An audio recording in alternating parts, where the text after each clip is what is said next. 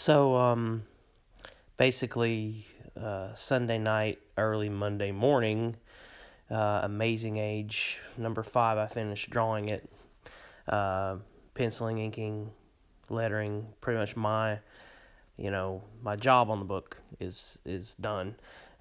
Christine is coloring it now, and it I had to finish it, by a certain date or whatever. I've been working on Amazing Age for over a year, and just wanted to share some thoughts about it being over and what I'm feeling because I'm a sensitive artiste, um, sort of.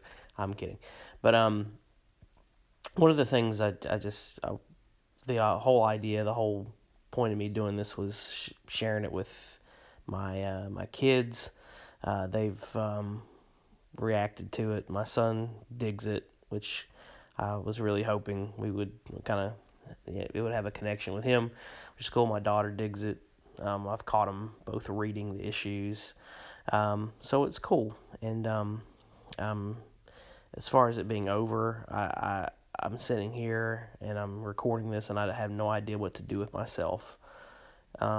It's been part of.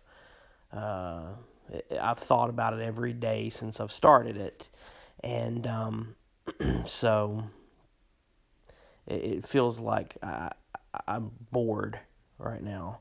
I don't have anything to do really. I'm kind of just sitting here and looking at where I normally draw it, like the space, and I'm just I don't know. I feel useless and lazy because I'm not doing anything today. Um, but as far as it being done, I can tell you that I read it. I sat down and I read the whole thing, all 5 issues, yesterday. And, if you draw something, you're really aware of the problems with everything that you do.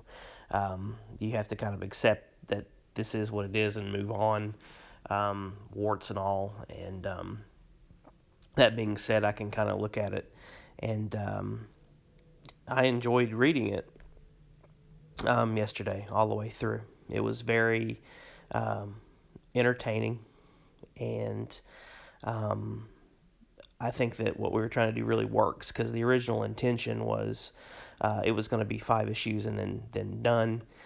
Somewhere along the line, we realized that it was such an expansive idea and world that had been created, with all of Matt's characters from back in the day, that it would probably be in our best interest to kind of keep it open so we could do more.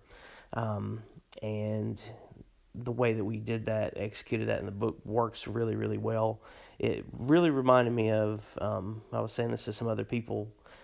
We did like a podcast yesterday, Matt and I, but what it reminds me of is the first Harry Potter book, where you've got this kid kind of thrown into these, um, amazing sort of fantasy circumstances from the real world, and you kind of introduce this sort of everyman character to this kind of fantastic world, and you go from there and build upon that in future books, but also you want to make sure that you've got a cohesive kind of one and done kind of satisfying first sort of adventure thing going on.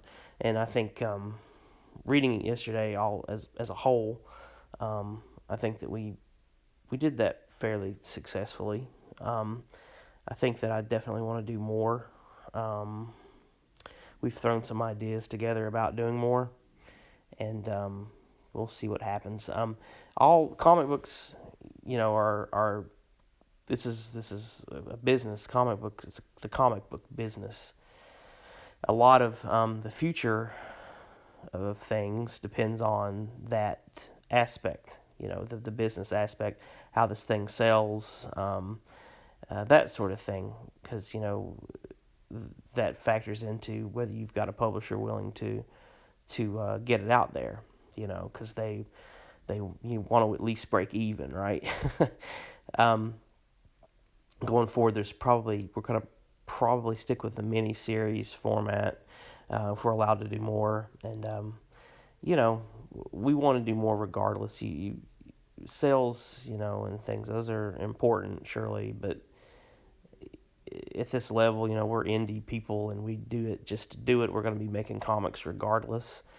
Um, it's a weird, the comic book market's weird. Like back in the day, things would be given a little more time to kind of find an audience, and nowadays in comics, in anything really, you don't really have uh, people that are kind of willing to wait on things. Um, if you look at back in the day, the first like Giant Size X-Men, and then on up through like the Claremont run, when it was like the new X-Men team, it took some like issues to kind of find its feet, kind of get its sea legs. And if you read comics, especially monthly comics like old Marvel comics or old DC comics, sometimes it does take some time to kind of like for a series or a book to kind of find its voice and kind of hit its stride. Um, and things just aren't like that nowadays. Um, but that being said, I think that we'll probably kind of go on and continue regardless. And I want to thank Matt and Christine for Matt for writing it and letting me write it, because originally, he was just going to do this thing by himself, and I really, really liked it, the idea and the concept. So want to thank him definitely, and thank Christine for coloring the book. She did a remarkable job. And I want to thank Peter Smetty for publishing it at Alterna Comics. And I want to thank anyone who's picked it up, even if you didn't like it. Thanks for trying it. That's important. Comics are so expensive nowadays and that was a good thing about this newsprint line, as they were so cheap that people probably that wouldn't have tried it otherwise kind of picked it up because it was affordable. So I want to thank everybody that read it. If you didn't like it, thanks for trying. If you did like it, thanks for sticking around and buying all the issues. And the trade's coming out in May. So thanks, guys. And from the bottom of my heart, and peace.